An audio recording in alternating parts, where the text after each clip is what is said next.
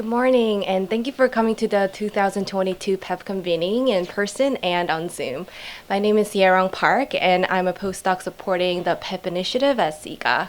Today, I'll be talking about a framework for the psychology of poverty that I've been working on with my colleagues, Yuan Ho, Christina Helez, Mahesh Srinivasan, Suprikor, and Jiang Zhao. I'll start off by talking about a brief background of our framework, which is based on the review paper that we've been working on. Then I'll walk you through our framework, including sections on the poverty context, psychological mechanisms, and behaviors. I'll also talk about how the papers that will be presented today highlight different parts of our framework. Our framework is motivated by the fact that escaping poverty is very difficult. As you see on this graph, being born into poverty is a strong predictor of living in poverty as an adult. So what are the mechanisms linking poverty to behaviors that may perpetuate poverty? As Supreme mentioned, a recent explosion of research suggests that features of poverty can affect human behavior through psychological channels. Broadly, the psychology of poverty is a hypothesis that poverty has direct psychological consequences, some of which may make escaping poverty more difficult. To better understand the growing work on the psychology of poverty across multiple disciplines, we propose a cohesive framework that integrates disparate approaches and findings. This organizing framework hypothesizes causal links between the context of poverty, various psychological mechanisms as listed here, and behaviors. And we can use this framework not only to clarify the existing relationships, but also to highlight gaps in the literature. Now I'll walk you through this framework. First, poverty is characterized by having low resource levels. In addition to the absolute levels, low resource levels relative to others and perceived levels can also have psychological impacts. Living in poverty is also associated with increased volatility and less ability to cope with negative events. Poverty is associated with high levels of physical and social stressors as well, including low neighborhood quality, violence, noise, stigma, and stereotypes. These characteristics can elicit a diverse set of psychological reactions in cognitive function, affect, beliefs, and preferences.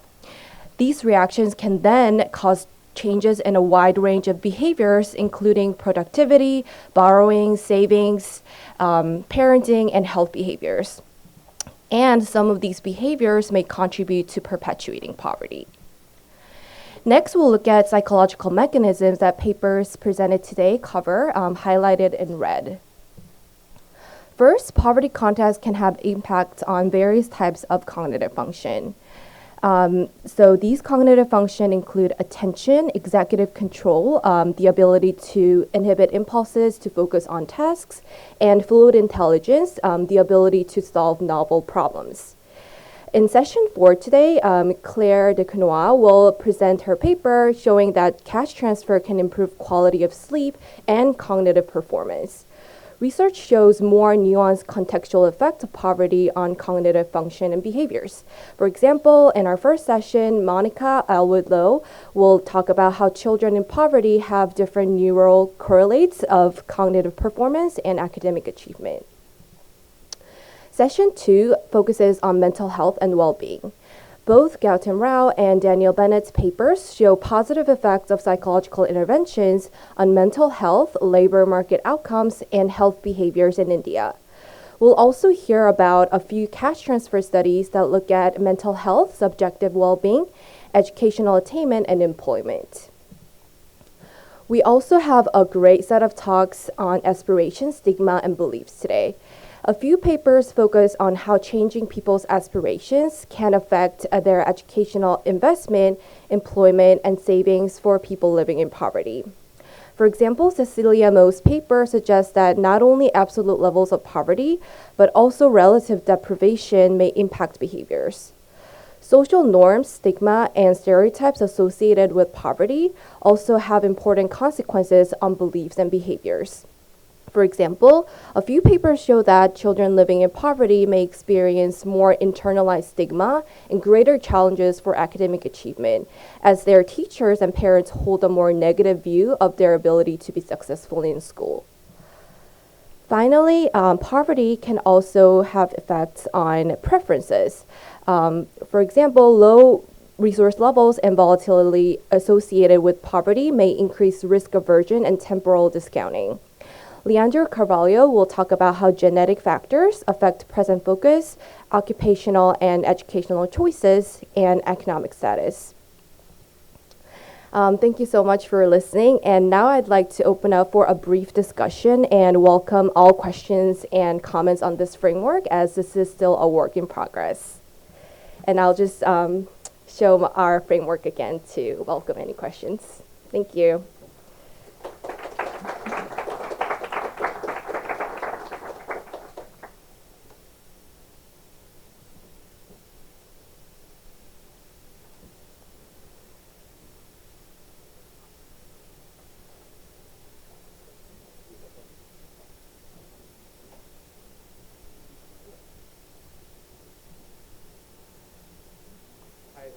I thought that was very interesting, and I guess I wanted to just ask about, and then maybe we will do more of this discussion as the day goes on, but the way you place stigma under beliefs, I think makes sense when you're thinking about internalized stigma or someone's own perceptions of themselves, but I think that stigma more broadly is about what other people think about you and whether you being associated with negative connotations. And so I didn't see it as like kind of fitting neatly under beliefs, at least my conception of it. So I don't know if you had a reaction to that. Yeah, definitely. I think our team had some discussions about this, and that is exactly the reason why we had put stigma in both under social environment in the poverty context box, as well as in beliefs box. So we kind of conceptualize this in a way that, the social environment stigma would be more like the external stigma that people experience as like the social environment, as, and the internalized stigma would be sort of how individuals perceive that stigma and sort of how that affects their own beliefs about their ability to, complete a task. Yeah.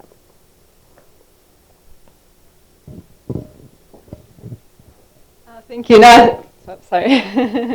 No, it's so interesting how you've put these different things together, and I like how you've broken down the psychological mechanisms. And I was thinking something similar to what you were saying, but I was also wondering, because thinking of all these psychological mechanisms as a mediator, I think, which are focused on more individual type mechanisms, and I wonder if there are also underlying that the kind of more community or collective kind of mechanisms too, that would also include maybe stigma along that mediating process too, and other kinds of other more kind of community mediators too that you might consider.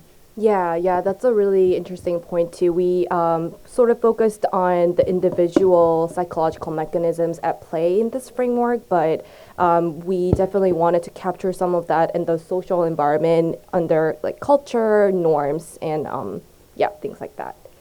Yeah.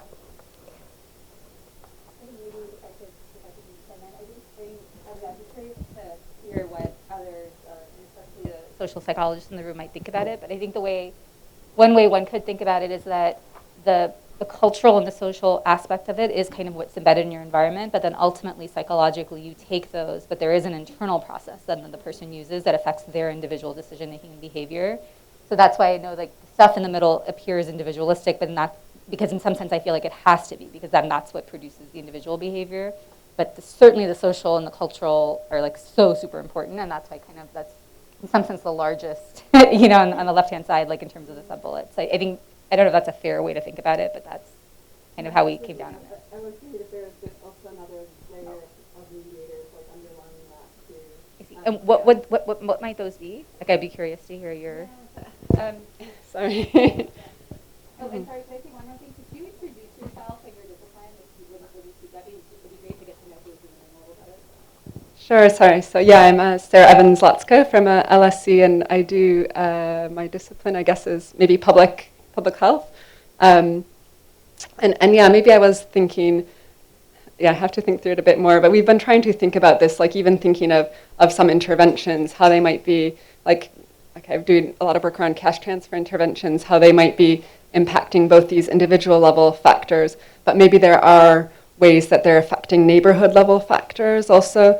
And even, so I don't know, trying to think about how some of those underlying social and contextual factors might be influencing your environment around you at the same time.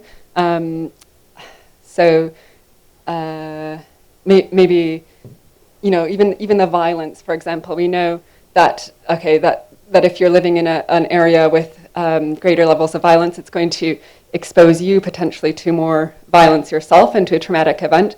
But we also know that people who live in a neighborhood that has greater levels of violence, that's also going to affect even your mental health and your likelihood of mental health problems.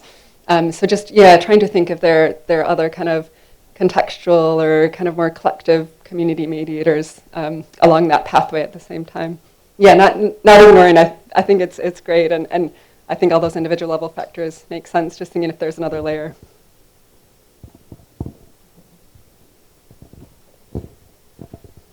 Yeah, I just wanted to also put a little more data to that. So you could think about it in terms of being a moderator or something as a feature of the context, but you could also think of it as being another box between the psychological mechanisms and the behaviors. So for instance, one way that belonging interventions are theorized to influence educational outcomes is by increasing people's, the extent to which they reach out for peer support and to mentors. And so then that engages them in educational context. So it would be just, you had psychosocial mechanisms, you'd have psychological and social, and that could become before, the social could come before the psychological mechanisms, or it could come afterwards on that pathway. Oh, and then, sorry, one more thing on the internalized stigma, maybe to reconcile that issue, you could say something like, borrowing from the stereotype literature, you could say self-integrity or a sense of adequacy. To kind of break apart that confusion.